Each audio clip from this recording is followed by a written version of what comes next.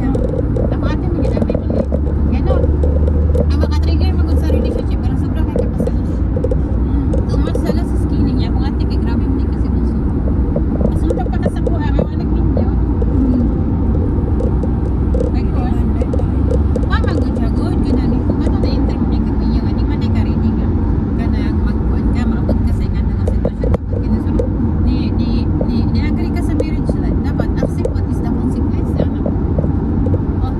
Ito na lang sa Pakistan eh. Ano siya nga, I need your help. What kind of help? Money? Ikaw advice? Ah, I give too much. Dahil unang tani mo nga